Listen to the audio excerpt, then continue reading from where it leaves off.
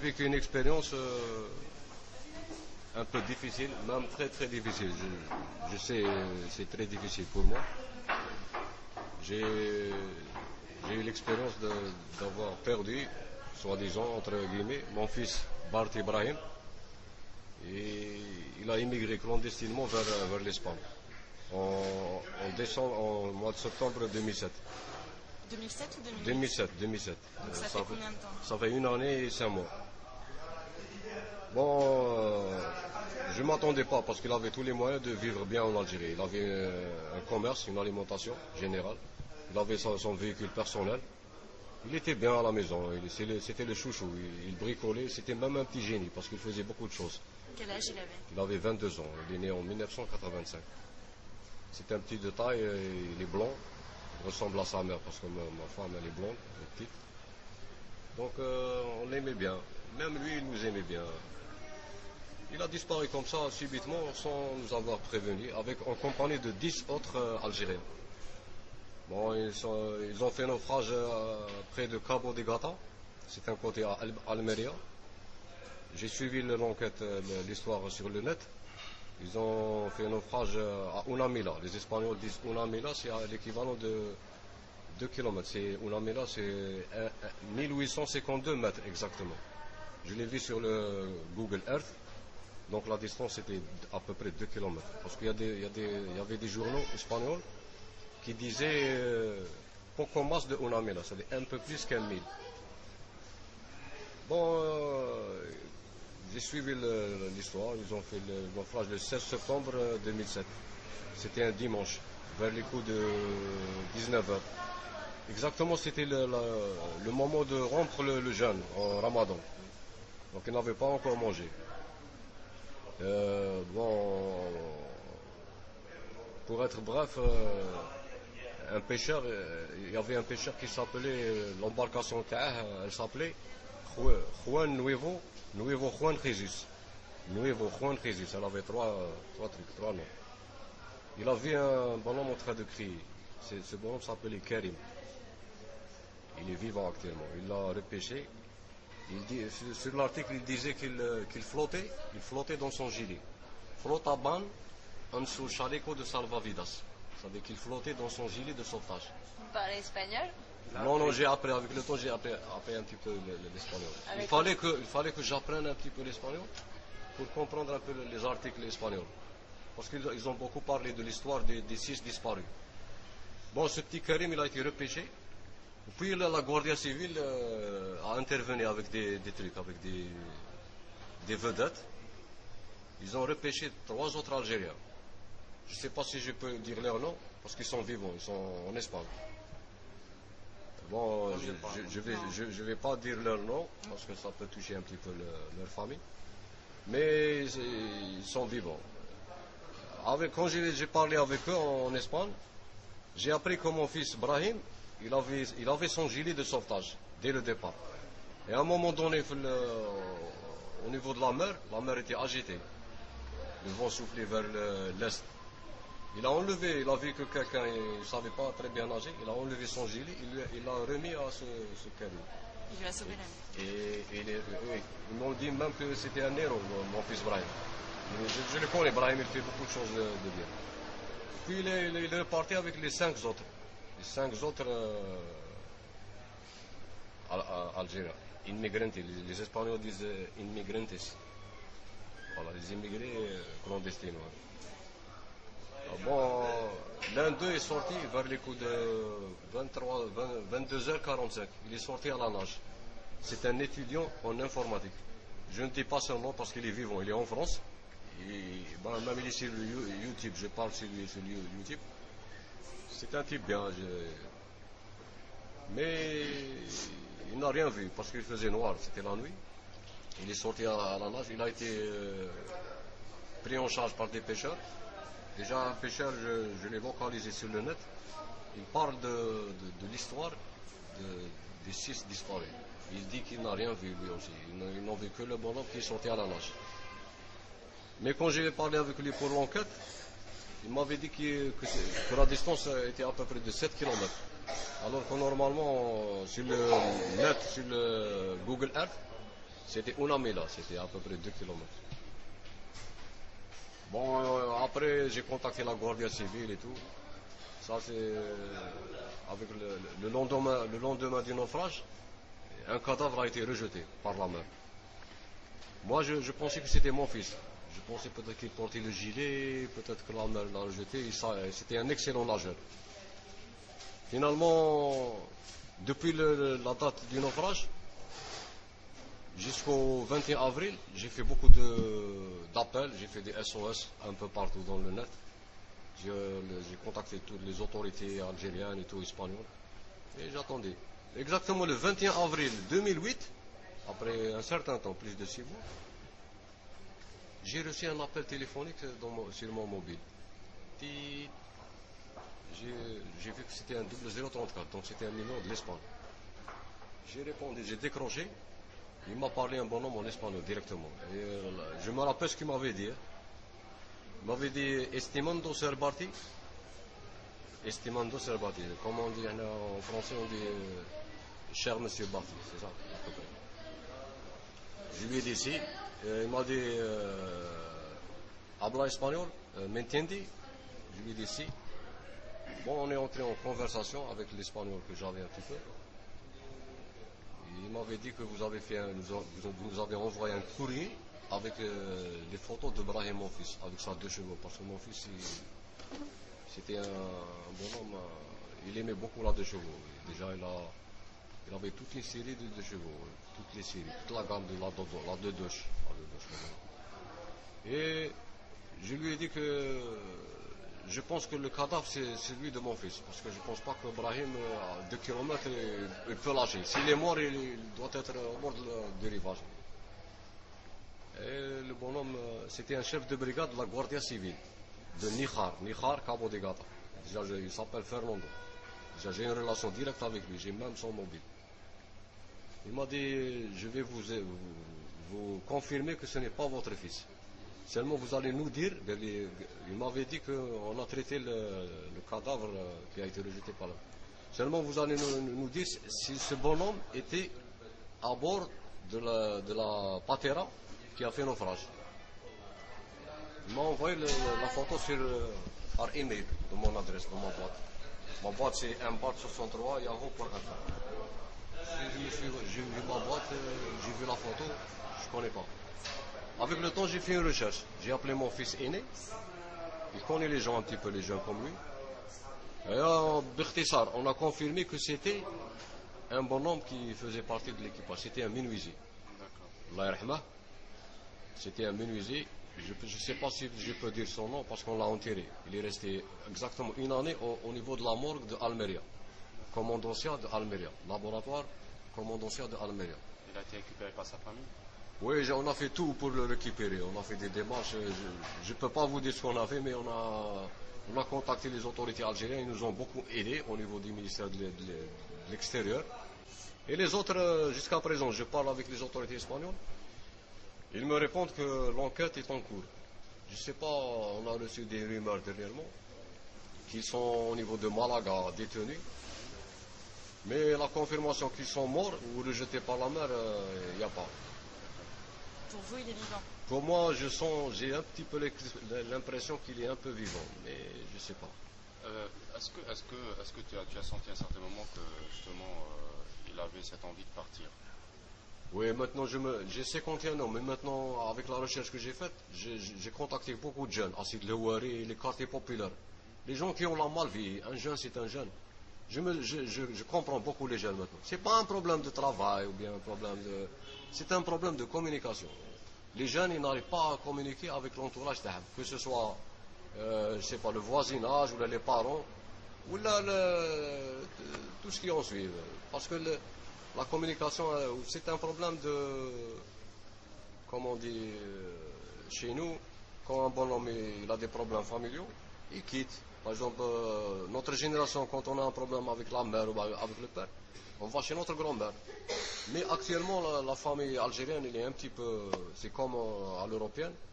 Les jeunes, ils veulent l'indépendance, ils veulent vivre indépendamment. Déjà, mon fils, il avait 20 ans, et il voulait être seul. Il voulait vivre tout seul, pour être libre. Mais actuellement, la famille algérienne, elle est un petit peu... C'est comme à l'européenne. Les jeunes, ils veulent l'indépendance, ils veulent vivre indépendamment. Déjà, mon fils, il avait 20 ans, il voulait être seul. Il voulait vivre tout seul, pour être libre. Moi, c'est-à-dire, je lui ai tout préparé, la voiture, le commerce. Je lui ai donné beaucoup de choses, des trucs techniques. Je lui ai appris à comment, je sais pas. Mais finalement, je ne sais pas si c'est de ma faute. Finalement, je sais que ce n'est pas de ma faute parce qu'il y a beaucoup de jeunes qui sont plus développés que mon fils, plus instruits. Ils ont préféré quitter. Et ce n'est pas un problème d'argent, ce n'est pas un problème de chômage. Je suis sûr et certain, je suis convaincu que ce n'est pas un problème de chômage ou de. C'est un problème de communication. Je le répète, je le dis. Les jeunes, ils n'arrivent pas à communiquer avec l'entourage d'Ahad. C'est du mal-être? C'est de la malvie. Les gens, ils se sentent marginalisés, quelque chose comme ça. Ils veulent voir ailleurs, parce que déjà, l'Europe, normalement, pour tout le monde, l'Europe, c'est autre chose. Les gens, ils sont ouverts, ils sont émancipés, il y a des trucs différents. Ils veulent voir pour essayer, tenter leur chance. Parce qu'un jeune, qu'est-ce qu'il aime, un jeune? Qu'est-ce qu'il veut dans la vie?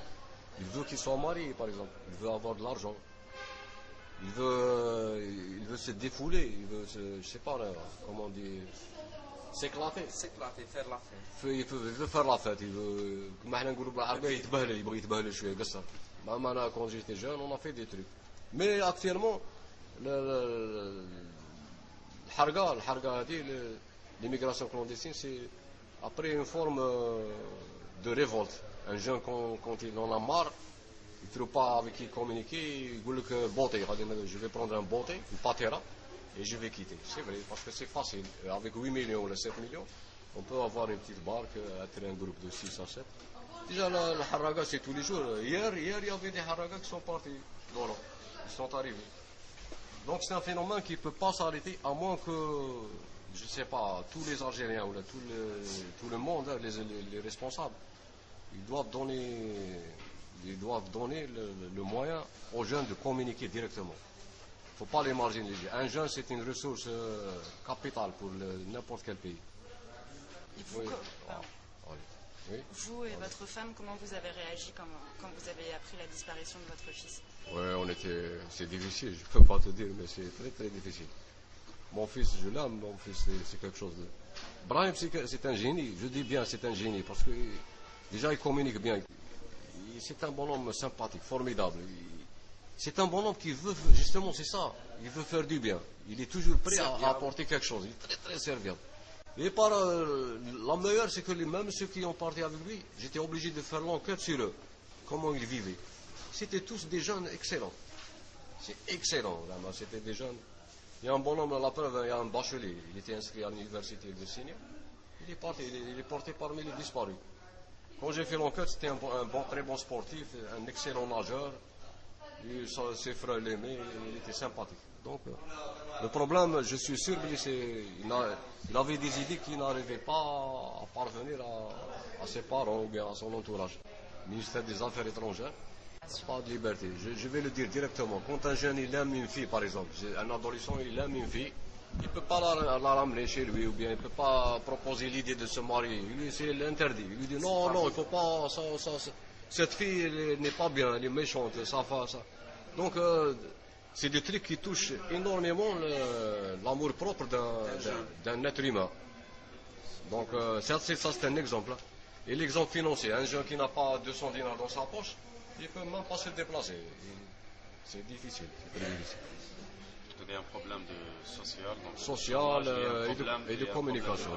C'est les deux ensemble. Il y a un problème de liberté, parce qu'il y a un jeune qui est parti avec mon fils, je ne dis pas son nom, il était bien à l'aise, financièrement ils sont bien, c'est une famille aisée, mais finalement il a quitté, c'était un étudiant. Pourquoi? Parce que son père, quand j'ai fait l'enquête avec le temps, son père, Dieu nous excuse, il était autoritaire. Il voulait que son fils travaille chez lui, dans son magasin. Non, c'est pas. Moi, je suis contre. Mon fils Brahim, c'était comme mon ami, mais je sais pas. Peut-être il y avait un problème que je ne l'ai pas localisé. Peut-être il avait un problème avec sa mère ou avec ses voisins. Vous savez comment il a réuni l'argent? Oui, bien sûr. Mon fils, il avait de l'argent.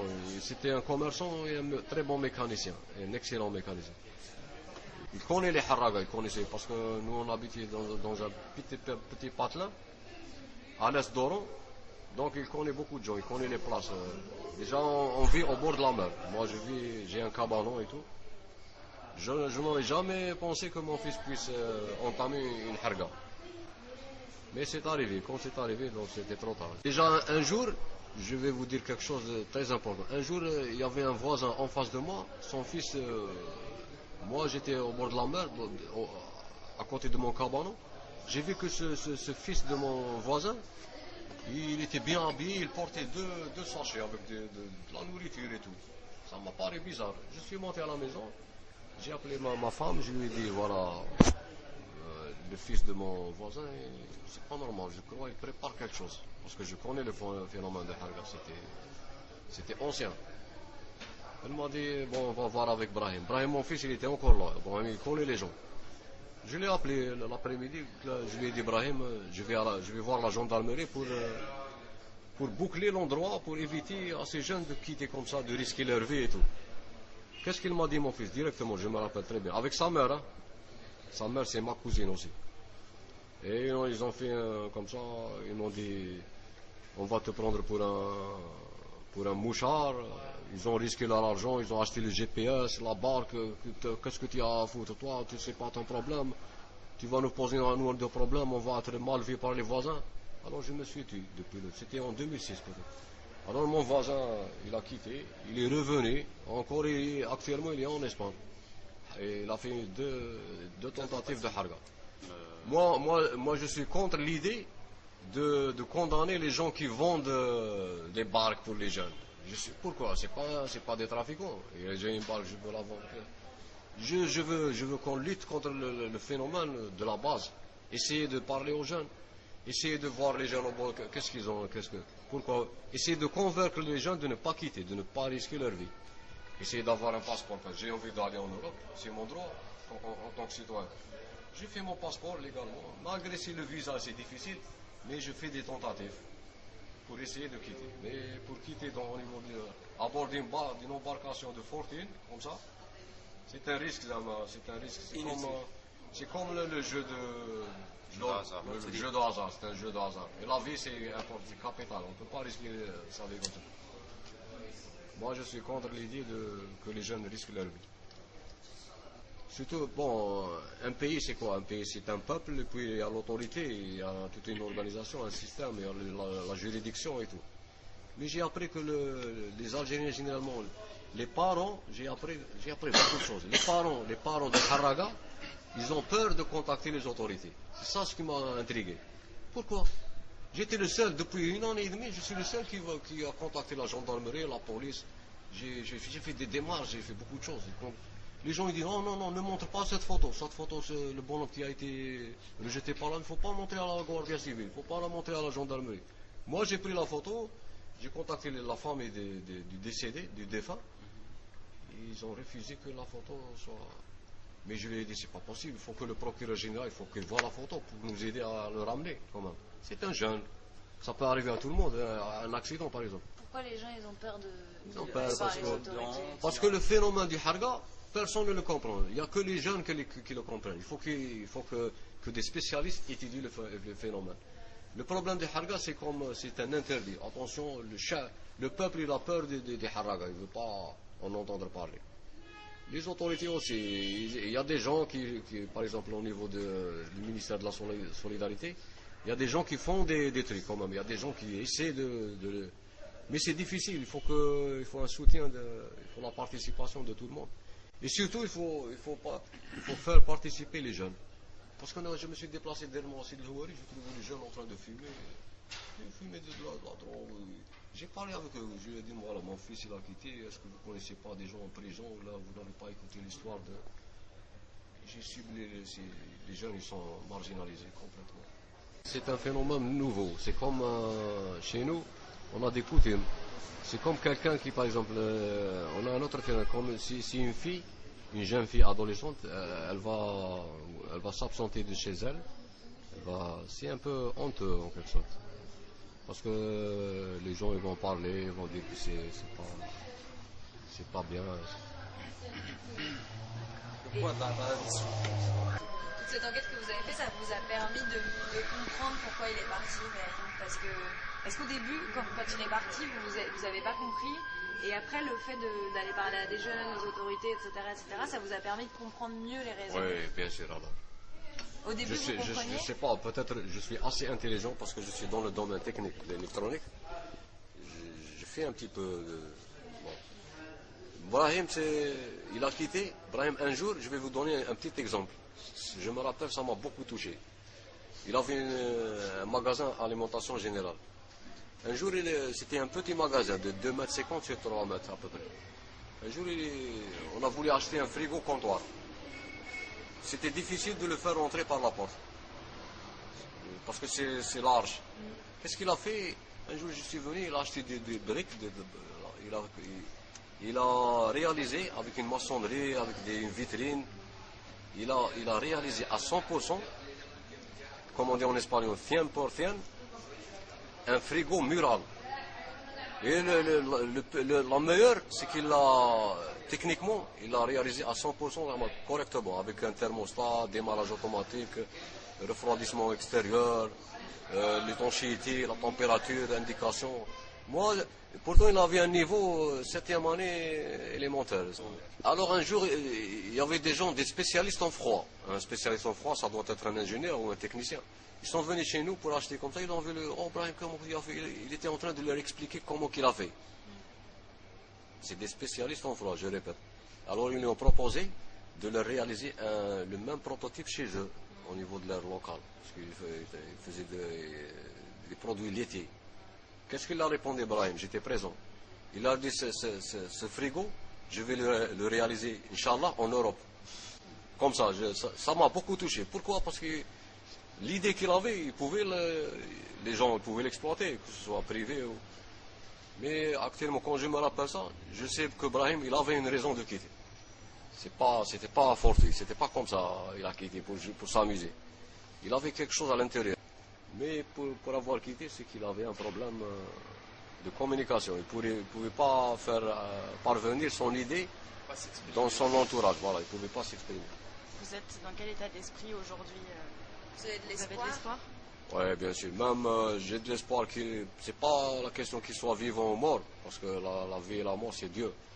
Mais j'ai de l'espoir dans la vie, parce que la vie, il y a des gens qui sont vivants. Ils ont tout, ils sont vivants, mais finalement, ils sont plus que des morts. Parce que Brahim, même s'il est mort, il est vivant quelque part. Parce que c'était quelqu'un qui a fait beaucoup de choses de bien. Vous continuez à chercher? Oui, bien sûr. Mon fils, je l'aime.